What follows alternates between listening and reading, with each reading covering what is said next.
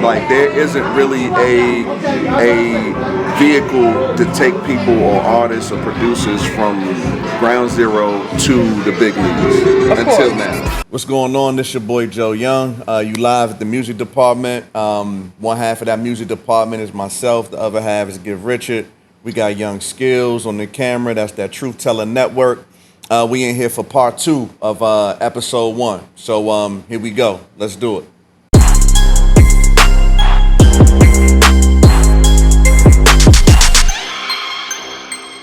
All right, we back. But before we get started in this episode, I definitely want to talk to the artists, the producers, everybody that comes out, even the audience for that matter. Just so everybody knows what's going on. Like, this isn't something that we planned. This is organically evolving in front of everybody's eyes. So, definitely bear with us, be patient with us in this creative process.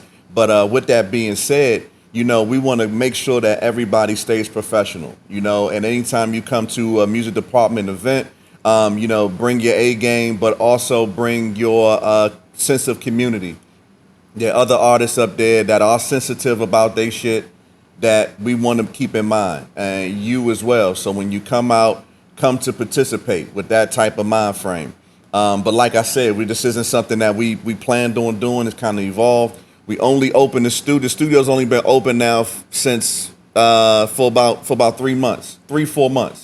And the whole point of having these events was to shed some light on the studio.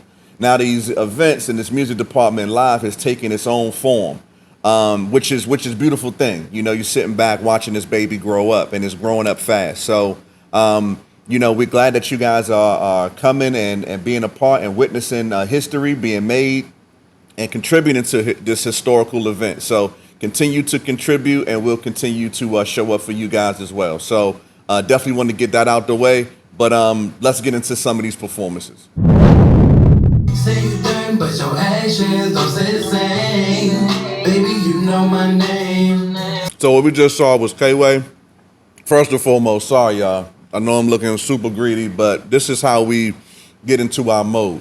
If you're watching at home, go ahead and pause your computer, pause your phone, whatever. Go grab you something to eat because we getting locked in tonight, all right? So with that being said, please excuse my crunching and all that, but we're going to get through it. All right, so K-Way, the homie, he came through, showed up, showed out. My man came through rocking a sling. So, if that's not dedication, I don't know what is. So we're going to get into his performance now, all right? Say you done, but your actions don't say the same. Baby, you know my name. Say you done, but your actions don't say the same. Baby, stop playing games. Cause you can come see. Think I'm playing around, I'ma make you believe. Make me beat it black and blue for thinking I'm green. I can go hard like a tank, but I ain't Master B. Say you done, but your actions don't say the same. Baby, you know my name. Say you done. All right, so K-Way. Joe, break it down for me. How important is it to have what I like to call dynamic range in music? How important is song selection? I know a lot of artists don't even really think about that. I mean, it's important to have a variety, but variety that fits you. You know what I'm saying? Because you don't want to go up there and try to do something that you can't do. It's not going to come off right. But for the instance of K-Way, the first song that he did, I thought it was cool, and then when the second song started playing, I really was digging that one. So I think it's important for artists to come to give the audience 2 different experiences. That way, if they not feeling one, they more than likely will feel the other. Or if you got two, that's equally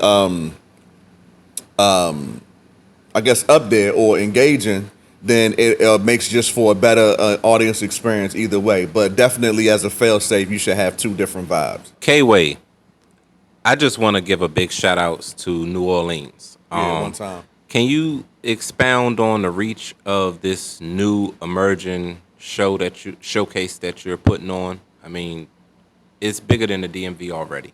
Break it down for me. Yeah, I mean, so a lot of that has come from the the resume that Get Richard, that that's who he was talking about, who produced the record, also who has recorded, you name it, everybody in the industry. So Get Richard from Suitland, Maryland, the other half of the music department.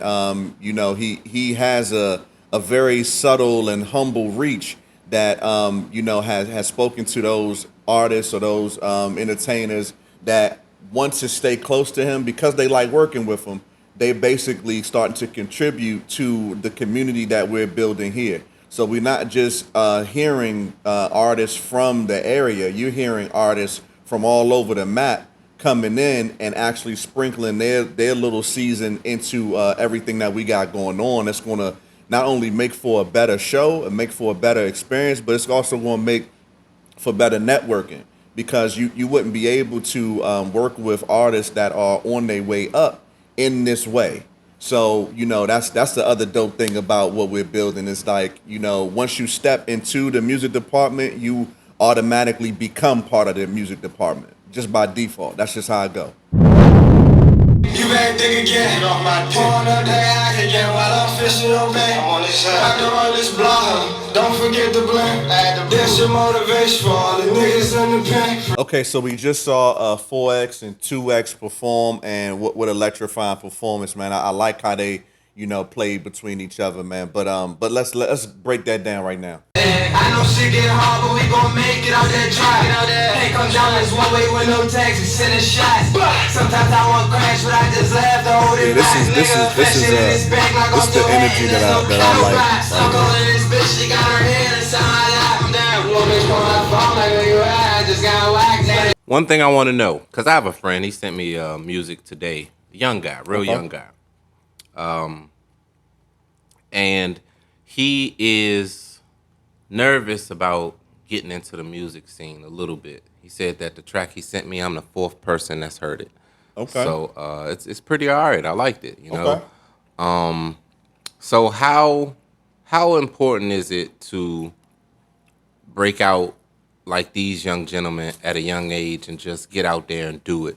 Or do you wait until you feel 100% comfortable and everything, the stars have aligned? Like, what's your advice? Do you just go for it? Do you wait? Break it down for them. So that's a layered question, and the reason is because it's different for everybody. But I'm gonna try to give like some baseline stuff that's like, everybody has to go through it, regardless of whatever their path is, right?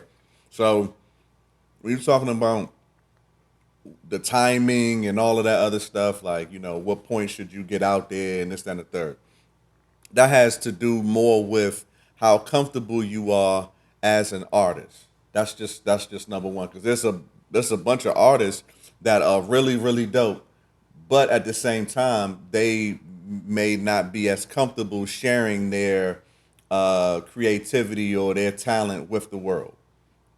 And there's some artists that aren't that dope and have no problem letting everybody know how they sound. You know what I'm saying?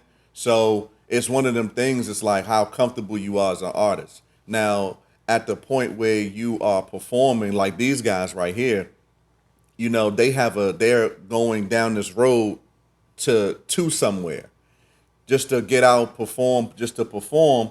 I mean, it's cool, but at the same time, you got to be going in a direction. So that's the layer part of it. It's like, if you want to just perform to perform, there's a bunch of dope karaoke spots that you can go to. And that's not a knock on nobody. It's not saying nothing. It's just, if that's what you want to do, that's what karaoke was made for. You go out, you get drunk, sing your heart out, and everybody's cool.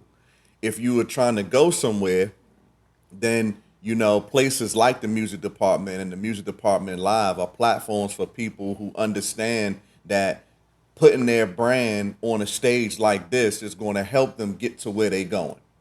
Okay? So if the young guy that you're talking about is at a point where he's comfortable with taking on that journey, then I think it's time for him to kind of get out and move around. If he's not comfortable with how he sounds and not ready to really put a couple steps forward to be on that journey, then I mean, karaoke's cool too. just to everybody in general, especially the younger generation, right? I can't even say the younger generation because there's some people out, in our generation that still need to hear this. So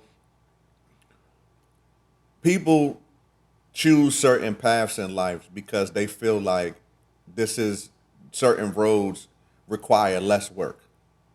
When ultimately any success is built off of the direct opposite is an actual insane crazy approach to working and work ethic. When you talk about the greats, the Michael Jordans of our era, the Kobe's, the Kevin Hart's now, all these people who have such a big brand and a big print on just life in general, that only came because they outworked everybody.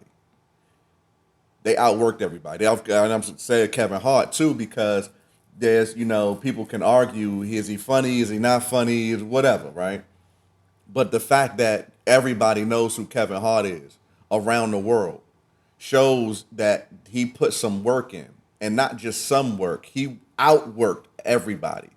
Like even Will Smith. Well, that's one thing I really respect about Will Smith because if you haven't read that book, you gotta go check out his book. But in there, it really spoke to me in the sense where somebody that we hold in such a high regard when it comes to their accomplishments and everything else like that, his approach to those accomplishments was looking at who was at the top and competing with them.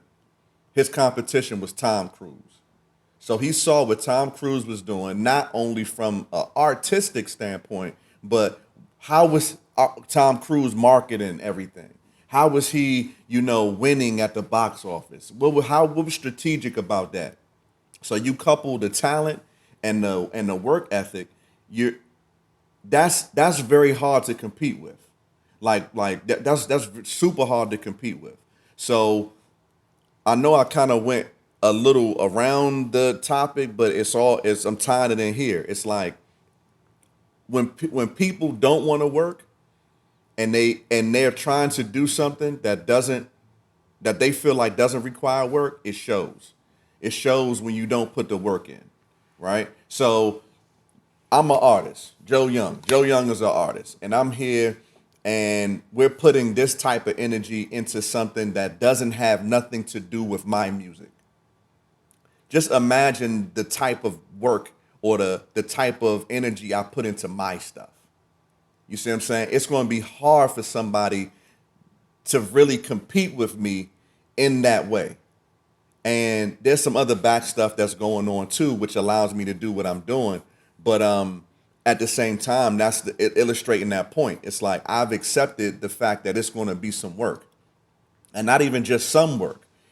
The work is this is the success, is the ability to get up and actually put the work in. Because at the times that, let's say you hurt yourself, you don't have enough money to go to the studio or whatever else, you out of commission, so to speak, for that period of time.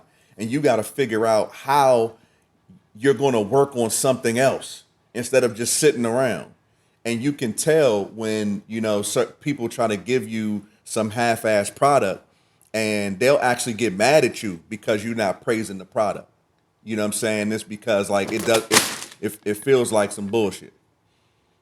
So I mean, that's just my take on the approach part of it. All right, I like your take on the approach part. How important with that approach is? It may just be me, and maybe some people out there might think the same way. Could you add a layer of militance to that? I know you could just work hard, work hard, work hard, work hard, but when you step out and people see you, they don't see how hard you work. They don't know nothing about you.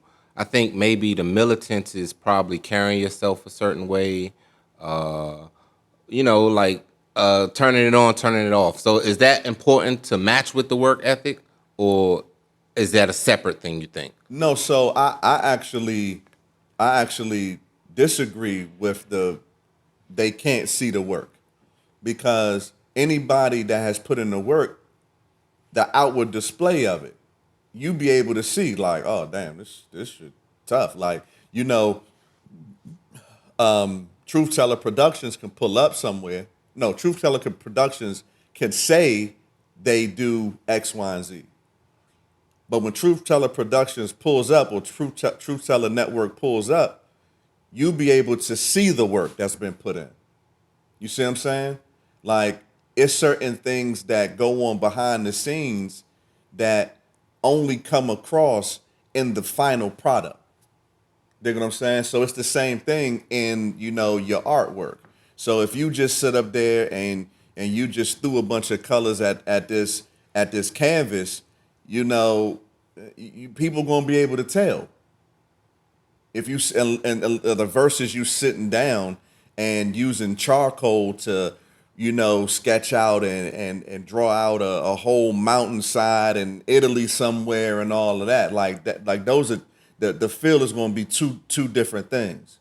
So on the militant side of it, I think that is the precision of that's the outward show of your training. So it's like if the outward show, what you see is sloppy, that means they train is sloppy. What like a prize fighter. When you see a prize fighter in there in the ring, and they are just going to work as far as just the execution of everything that they've practiced. If it's nice and tight, they hitting their lines, their targets is on, and all of that. You gonna look at that and be like, that's a beauty to watch. That's like one of them things it's like great, it's like art in motion, right? That shows you how much time and energy that he put in as far as work wise goes. And it's the same thing. If you up on stage and you fumbling over your words and you falling over this way and you can't really get a real rhythm or connection with the audience, that means we can tell you haven't practiced this. We can tell, but it's not from you gotta practice. It's one of them things where it's like, if we are performers, because that's what you are. When you step on the stage, you become a performer, right? It's how serious are not only you taking yourself, but how serious do you want to be taken? So if I get up on stage and my timing is incredible, it's in sync with the song, I have all of my mannerisms down, I'm engaging with the audience right then and there, the audience is going to feel like I actually gave a shit about what I was doing with them, versus me saying, oh, I got this song, I want to get up here and rap. And then you rap and you don't get the response that you expecting. That's because they can feel it, like that energy isn't there. So that's one of the things that I would definitely, kind of put in the forefront of everybody's mind, old performer, new performer, whatever. It's like, once you cross over that threshold of the stage and you're performing, that's what you're doing right now. You can't, I was told a long time ago, you can't go to the party and throw the party. You gotta pick one. So if you go into the party, then you stay off the stage. If you know what I'm saying, you throw in the party, just know that you on stage. All right, before we go any further, I definitely want to shout out some of the sponsors. This episode is brought to you by Capital City Mambo Sauce. This is my favorite one right here. That's sweet hot in every grocery store. Of course, in the area, we're gonna find out whether they outside of the area. But if you can get this, go get it.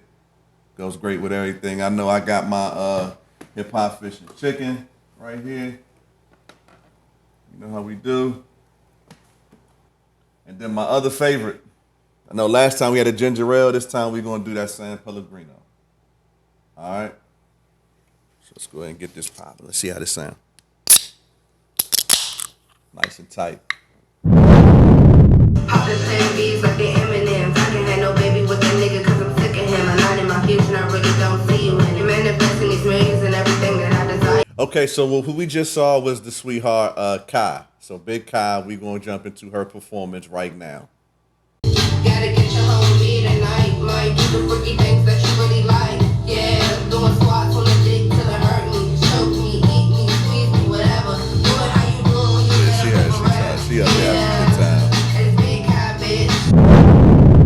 just saw Big Cash. Shout outs to Big Cash.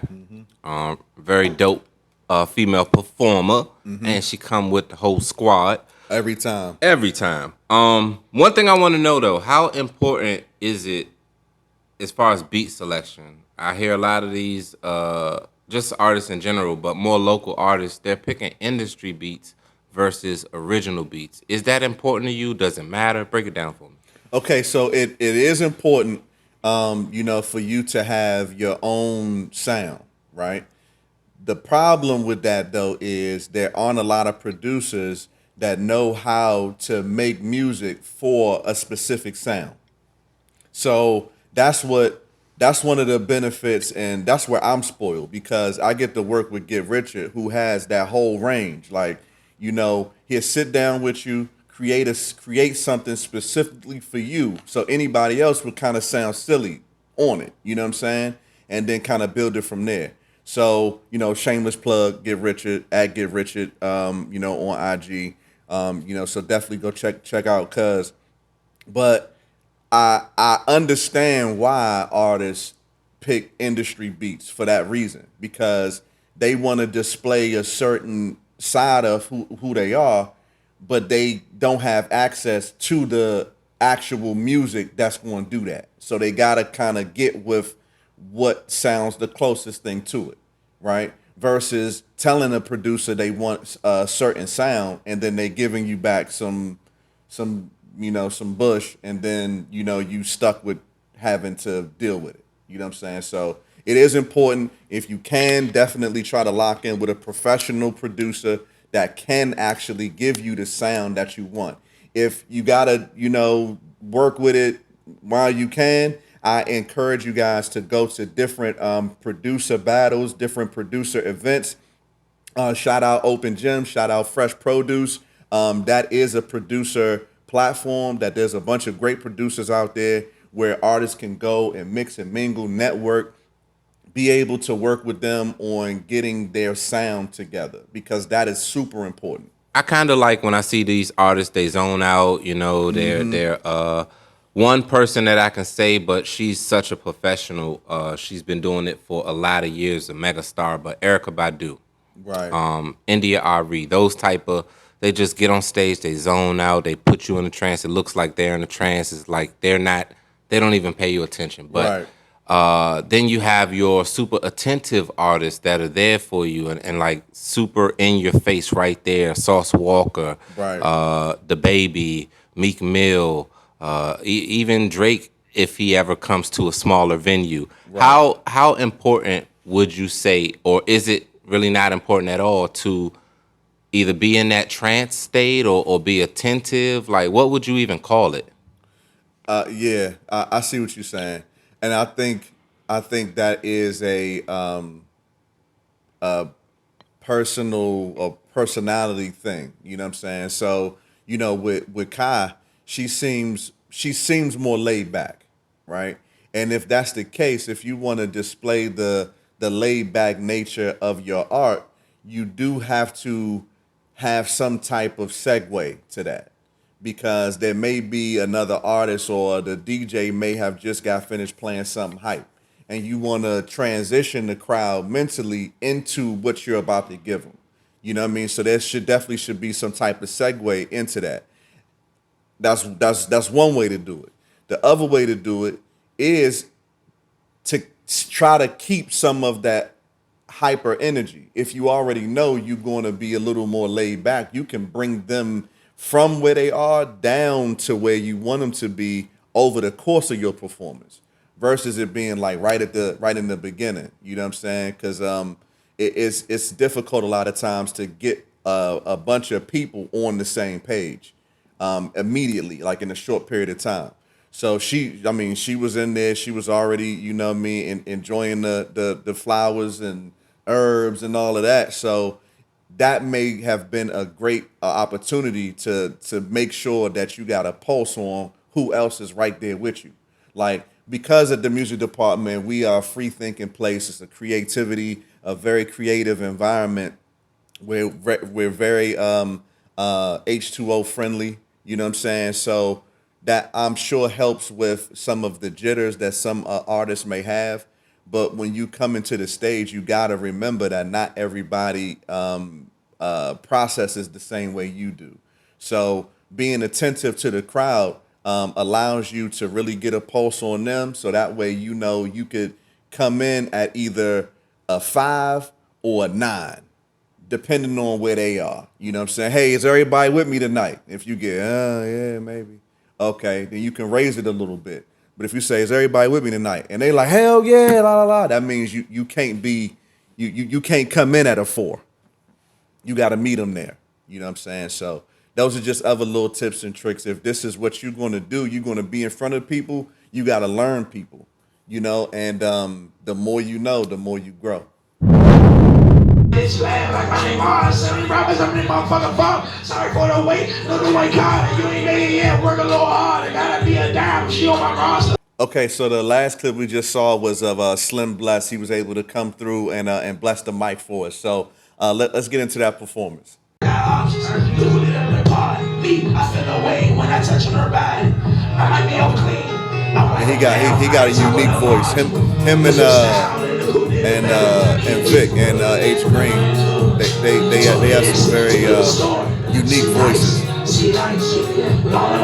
How important is it to just be unique and true to yourself while on that stage? Please break that down. And we have an amazing example of a person doing that. Yeah, I've said it before. I said it on the last episode. It's like just that human element of this whole thing. You know, you definitely want to be professional, but you want to still be as, you know, human as possible, right? And it's some people that never forget that.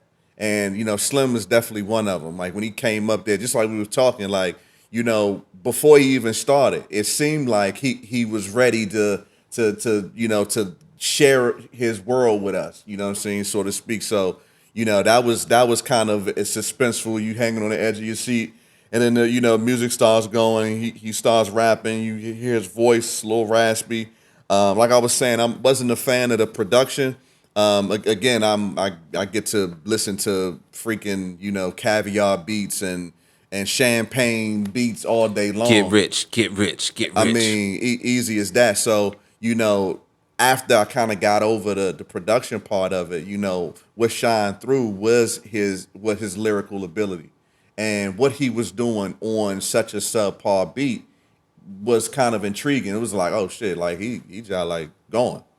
So, you know, I thought that gave a nice little pathway into the performance. Because once it started rolling, you kind of there. You like, okay, let's see what where this joint going. Okay, he might take a left. All right, well, okay. Another right. Oh, that's what's up.